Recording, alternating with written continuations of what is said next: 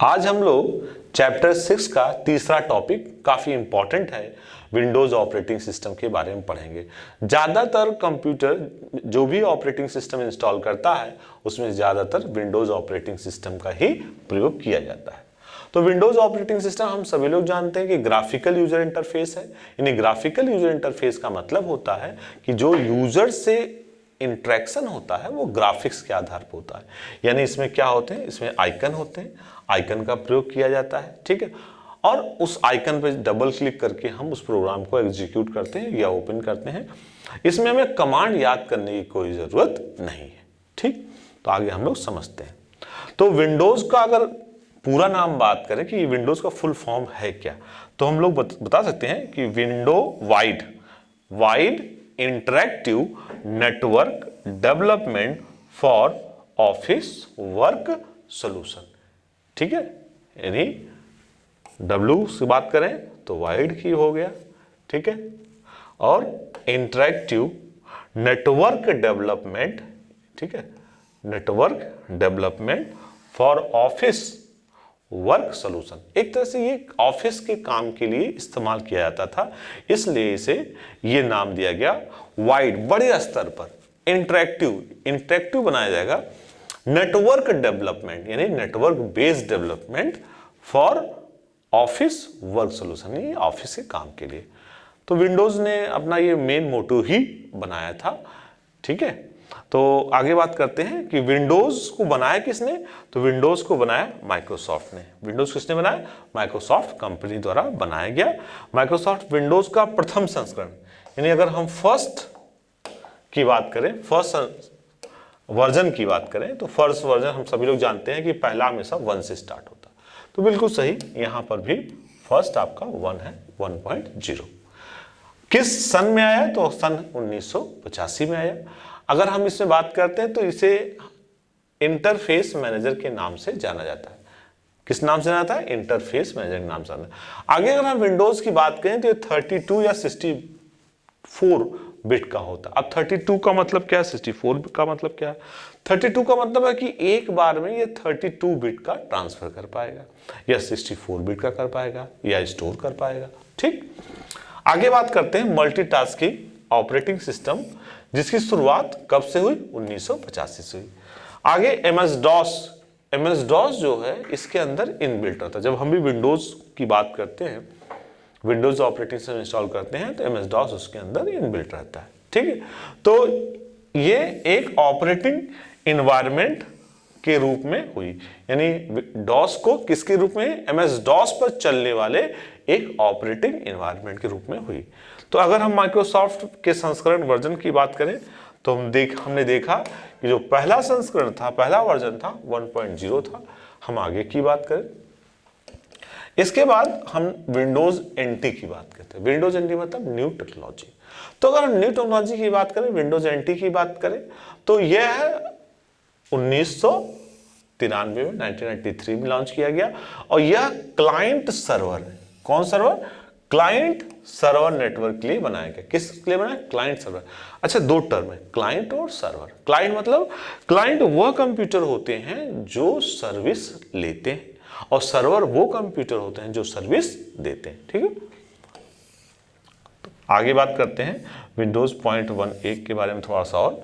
तो MS DOS में थोड़ा सुधार, किसमें, एमएस डॉस में थोड़ा सुधार मॉडिफाई करने के बाद 1985 में माइक्रोसॉफ्ट कंपनी ने अपना GUI यानी ग्राफिकल यूजर इंटरफेस आधारित पहला ऑपरेटिंग सिस्टम बनाया। ये हम लोग बात कर भी चुके हैं कि 1985 में माइक्रोसॉफ्ट ने ये वर्जन बनाया।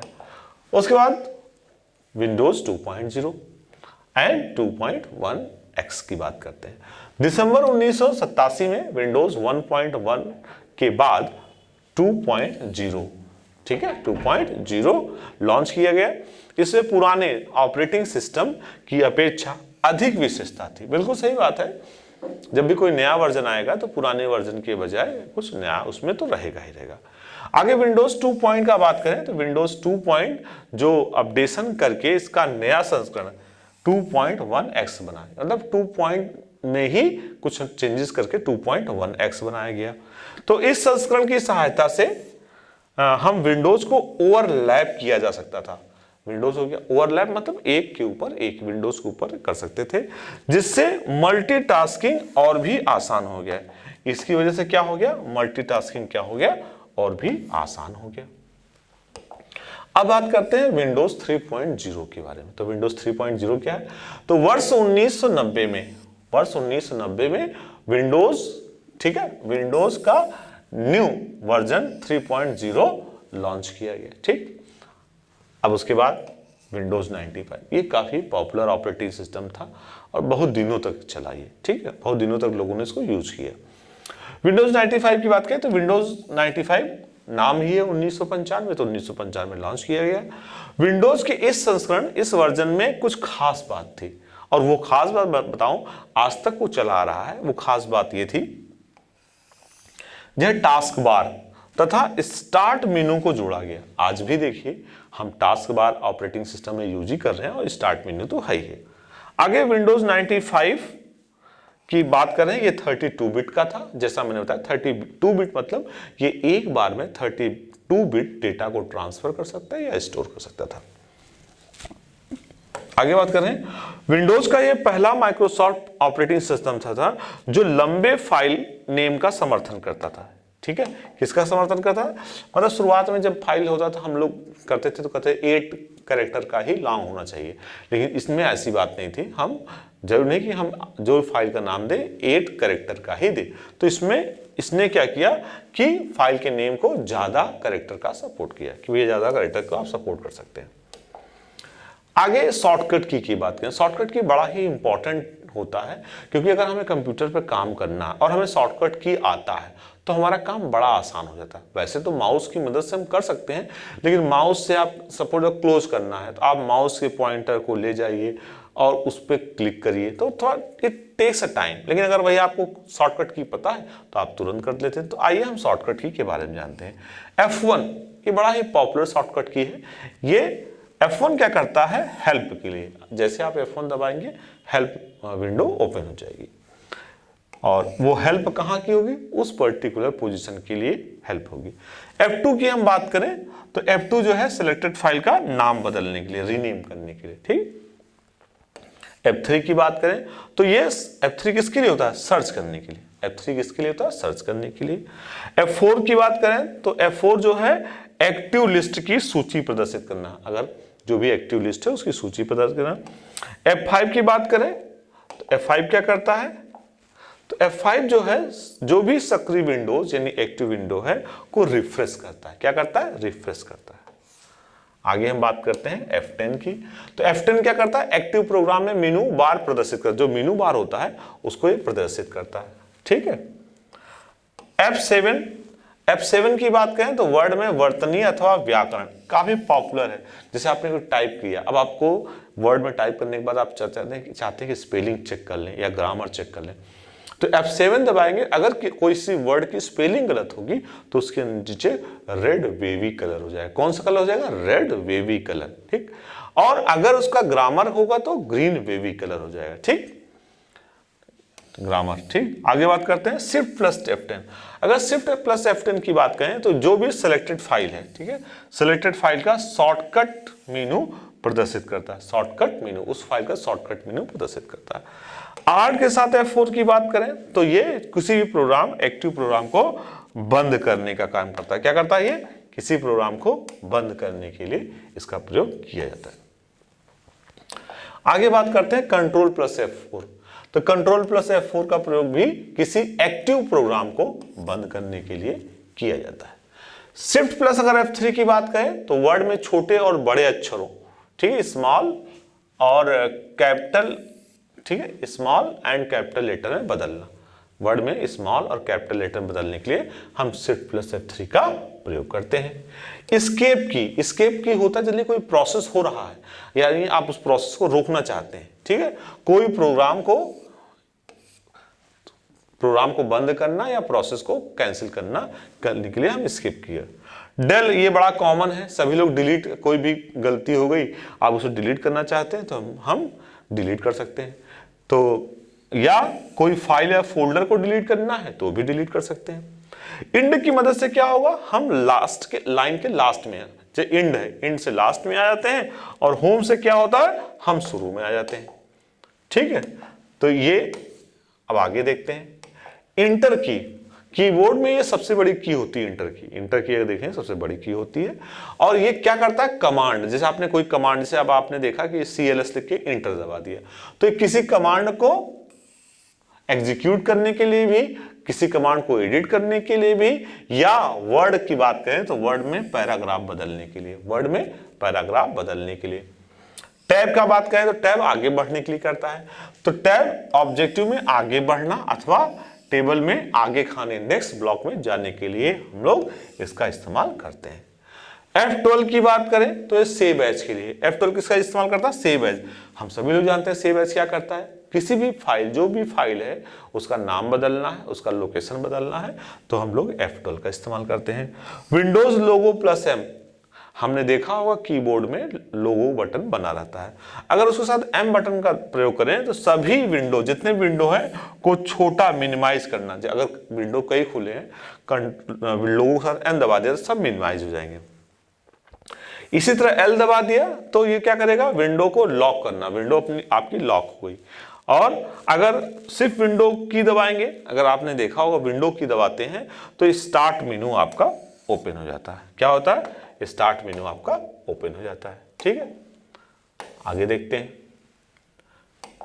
कंट्रोल पर एस्केप, ये क्या करता है, स्टार्ट मेनू खोलने के लिए, एक तो विंडो की होता ही है लेकिन हम स्टार्ट से भी कर सकते हैं। आल्ट के साथ टैब का प्रयोग करें तो, आल्ट के साथ टैब का प्रयोग करते हैं तो भी कई विंडोज खुले हैं, आल्ट के साथ टैब का प्रयोग करके कर सकते हैं। आल्ट प्लस इंटर का प्रयोग करें तो ये सिलेक्टेड फाइल या फोल्डर की विशेषता, प्रॉपर्टी बताने के लिए, जैसे हर फाइल की प्रॉपर्टी होती है, प्रॉपर्टी में क्या है, फाइल का नाम क्या है, फाइल की साइज क्या है, फाइल कब बनाया गया है, ये सब उसकी प्रॉपर्टी होती है, उसको दिखाता है। शिफ्ट प्लस डेल से क्या होता है, जनरली अगर हम कोई डिलीट बटन दबाते हैं तो फाइल डिलीट हो जाता है, और वो डिलीट होने के बाद कहाँ जाता है, वो जाता है रिसाइकिल बिन में।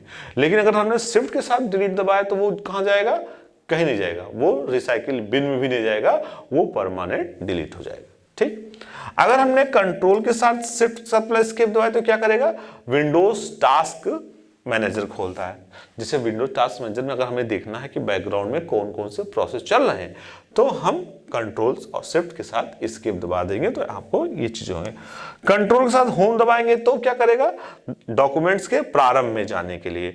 अगर कंट्रोल के साथ F2 दबा देंगे क्या करेगा, प्रिंट प्रीव्यू। प्रिंट प्रीव्यू क्या होता है, जब भी हम कोई फाइल प्रिंट करना चाहते हैं तो किस प्रकार प्रिंट होगा, इसको प्रिंट प्रीव्यू में दिखाया जाता है। ठीक, आगे अगर हमने कंट्रोल साथ इंड दबा दिया तो कहां जाएगा, कंट्रोल साथ इंड दबाएं तो वो डॉक्यूमेंट के अंत में चला जाता है। यानी अगर हमें कर्सर को डॉक्यूमेंट के अंत में ले जाना है तो हम ये काम।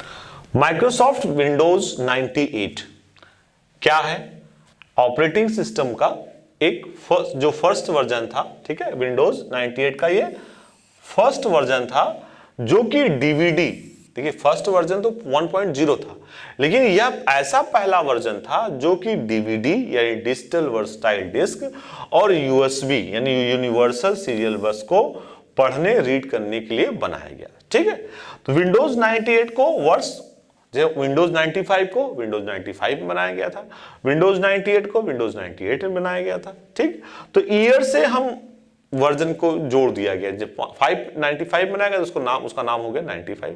विंडोज 98 में बना तो 98 में इसका नाम कर दिया गया। अब उसके बाद आता है विंडोज 4.0। ठीक, अगर हम विंडोज 4.0 की बात करें तो विंडोज 3.0 के बाद विंडोज 98 में विंडोज 4.0 को जारी यानी जो लॉन्च किया गया। ठीक है, इसको आगे देखते हैं। आगे माइक्रोसॉफ्ट एमई की बात करें तो ये जो एमई था, विंडोज एमई मिलेनियम एडिशन, यह अंतिम लास्ट ऑपरेटिंग सिस्टम था जिसे एमएस डॉस कर्नल की मदद से बनाया गया था। ठीक है, अच्छा विंडोज एमई की और बात करें तो विंडोज एमई को सन 2000 में लॉन्च किया गया था। इस संस्करण, इस वर्जन में अपनी उपस्थिति यानी विंडोज मीडिया प्लेयर, ठीक है, 7 तथा विंडोज मूवी मेकर ने दर्ज की। मतलब इसमें अगर हम खास बात देखें तो विंडोज मीडिया प्लेयर और मूवी मेकर की भी उपस्थित थी।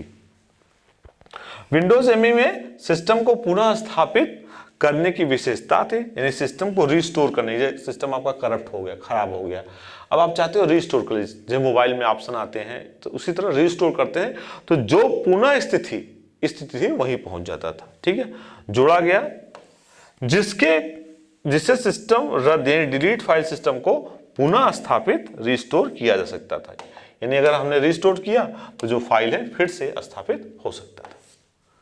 आगे बात करते हैं विंडोज 2000। तो हम बात करें तो विंडोज के इस संस्करण में एक साथ कई डिवाइसेस को जोड़ा और चलाया सकता था, डिवाइस को जोड़ा और चलाया सकता था।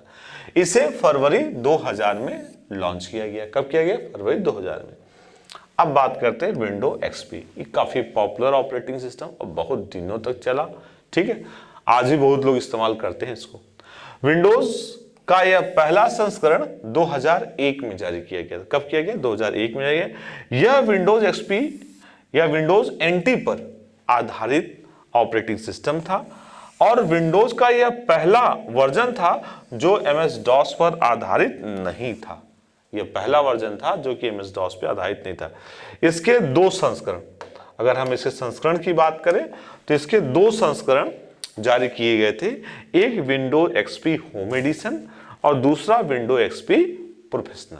ठीक है, आगे देखते हैं। अब बात करते हैं उसके बाद विंडो विस्टा। तो विंडो विस्टा भाई मेरी पर्सनल ओपिनियन है कि विंडो विस्टा बहुत ज्यादा पॉपुलर नहीं हुआ। प्लीज समझते हैं। विंडो विस्टा की अगर बात करें तो विंडो एक्सपी के लॉन्च होने के कई वर्ष बाद 2006 में विंडो विस्टा को लॉन्च किया गया था। इसमें नई विशेषता फीचर के साथ साथ उपयोगकर्ता यूजर इंटरफेस को दोबारा बनाया, रीडिजाइन किया गया था। विंडोज के इस संस्करण में कुछ कमियां, देखिए डिमेरिट्स थी। बिल्कुल मैंने इसको इस्तेमाल किया है तो उसमें हमें कुछ कमियां दिखी थी। जैसे ज्यादा बूटिंग टाइम, बहुत ही बूटिंग टाइम ज्यादा लेता था। परफॉर्मेंस ड्रॉप, यानी परफॉर्मेंस बहुत अच्छा नहीं था। ज्यादा स्ट्रिक्ट लाइसेंस, ज्यादा स्ट्रिक्ट, कुछ भी ओपन करिए तो वो उसके लिए परमिशन बहुत ज्यादा मांगता था। तो हमने जैसे शुरुआत में बताया जरूरी नहीं कि नया वर्जन आते आए तो हर वर्जन पहले वर्जन की अपेक्षा अच्छा ही हो। ठीक है, तो विंडो विस्टा के साथ कुछ ऐसा ही था। आगे माइक्रोसॉफ्ट विंडोज 7, ये बहुत पॉपुलर था। तो विंडोज 7 की हम बात करते हैं। तो विंडोज 7 कब आया? ये आया 7 अक्टूबर 2007 में। ठीक है, तो विंडोज 7 ये अक्टूबर 2007 में आया, लॉन्च किया गया तथा इस संस्करण में परफॉर्मेंस और सॉफ्टवेयर पर ज्यादा ध्यान दिया गया था। बिल्कुल सही, विंडो एक्सपी जिस तरह बहुत पॉपुलर हुआ उस तरह विंडोज 7 भी काफी पॉपुलर हुआ। ठीक है, इसमें विंडोज सेल को कस्टमाइज किया गया था। इसमें विंडोज सेल को क्या किया गया था? कस्टमाइज किया गया था। विंडोज 7 तो बहुत ही पॉपुलर हुआ, यानी हम तो कहें कि विंडो एक्सपी से भी ज्यादा विंडोज 7 पॉपुलर हुआ। अगर बात करें उसके बाद आया विंडोज 8। तो विंडोज 8 कब आया? ये आया विंडोज 8 2012 में जारी किया गया। इस वर्जन में नए प्रकार के एप्लीकेशन जिन्हें मेट्रो एप्लीकेशन कहते हैं का परिचय कराया गया, नहीं इसमें कुछ नया ऐड किया गया। उसके बाद माइक्रोसॉफ्ट विंडोज 10 की हम बात करें तो यह माइक्रोसॉफ्ट का सबसे आधुनिक संस्करण वर्जन है। विंडोज 10 सबसे आधुनिक है और माइक्रोसॉफ्ट ने इसे जुलाई 2015 में जारी किया था। कब किया था? 2015 में जारी किया था। माइक्रोसॉफ्ट ने अपने इस वर्जन को अक्टूबर 2017 में अपडेटेड किया। देखिए होता क्या है कि इसमें वर्जन भी आते हैं और अपडेट भी किए जाते हैं। अपडेट करने का मतलब यह है कि उसमें कुछ फीचर और ऐड किए जाते हैं। ठीक, अब हम बात करते हैं माइक्रोसॉफ्ट विंडो एडवांटेज। विंडोज के क्या एडवांटेज है? तो अगर हम एडवांटेज की बात करें तो माइक्रोसॉफ्ट विंडोज दूसरे ऑपरेटिंग सिस्टम के अपेक्षा आसान है। आज भी जो एक बार ऑपरेटिंग सिस्टम विंडोज को इस्तेमाल कर लेता है जल्दी बदलना नहीं चाहता। Even Linux operating system open source भी है, फ्रीवेयर भी है, आसानी से आप डाउनलोड भी कर सकते हैं। लेकिन जिसने एक बार विंडोज ओपन कर लिया तो जिसको लत लग गई विंडोज की, वो बदलने की जल्दी कोशिश नहीं करता। क्यों नहीं करता? क्योंकि आसान है और काम करने में अच्छा भी है। आगे बात करते हैं, विंडोज में प्रयोग करने हेतु तो बहुत सारे सॉफ्टवेयर हैं। ठीक है, सबसे अच्छी बात तो यह है कि जो आप कोई भी ऑपरेटिंग सिस्टम, कोई भी सॉफ्टवेयर लीजिए, C++, जो कंपाइलर बेस्ड हैं, जो कि स्टूडेंट के लिए इस्तेमाल किए जाते हैं, .NET तो माइक्रोसॉफ्ट का ही है, तो उनको बड़ा आसानी से उसमें इंस्टॉल भी होते हैं। बस क्लिक करिए नेक्स्ट नेक्स्ट नेक्स्ट। और जैसे लाइनेक्स में आपको कोई सॉफ्टवेयर इंस्टॉल करना हुआ तो फिर उसकी पैच फाइल इंस्टॉल कीजिए, फिर उसके रिलेटेड यूटिलिटीज डाउनलोड करिए। लेकिन विंडोज का तो ऐसा नहीं। विंडोज अपने पुराने संस्करण पर प्रयोग किए जाने वाले प्रोग्राम को अपने नए संस्करण पर भी समर्थन सपोर्ट करता था। एक इसकी अच्छी बात है कि विंडोज में अगर आपने कोई पुराने पे काम किया है तो ऐसा नहीं कि नया वाला नहीं करेगा, नया वाला भी उसको सपोर्ट करेगा। ठीक है, तो इसमें बैकवर्ड कॉम्पैक्टिबिलिटी थी। बैकवर्ड कॉम्पैक्टिबिलिटी मतलब जो पीछे की चीजों को सपोर्ट करें उन्हें बोलते हैं बैकवर्ड कॉम्पैक्टिबिलिटी। अब देखिए, कहीं एडवांटेज है तो डिसएडवांटेज भी जरूर होगा। मैं इस बात को कहता हूं कि दुनिया में ऐसी कोई भी चीज नहीं बनी जिसमें एडवांटेज ही एडवांटेज हो। अगर एडवांटेज है तो डिसएडवांटेज भी होगा। तो हम डिसएडवांटेज समझते हैं। तो माइक्रोसॉफ्ट विंडोज की कीमत, प्राइस, सबसे बड़ा डिसएडवांटेज ये है कि काफी महंगा है। दूसरे ऑपरेटिंग सिस्टम की अपेक्षा इसकी कीमत ज्यादा है। दूसरा, माइक्रोसॉफ्ट विंडोज की सुरक्षा, सिक्योरिटी अन्य ऑपरेटिंग सिस्टम की अपेक्षा बहुत कमजोर है, वीक है। लाइनेक्स में आप देखिएगा उसमें सिक्योरिटी बहुत ज्यादा है। विंडोज को समय समय पर रीबूट करना होता है, अन्यथा सिस्टम हैंग होकर काम करना बंद कर देगा। ये भी बहुत बड़ी सही बात है कि बहुत देर तक अगर आप इस पर काम करिए तो सिस्टम आपका हैंग भी करने लगता है। ठीक है, आगे हम देखते हैं। ये है माइक्रोसॉफ्ट का जो विंडोज के आधारभूत अवयव है। ये नेक्स्ट टॉपिक है।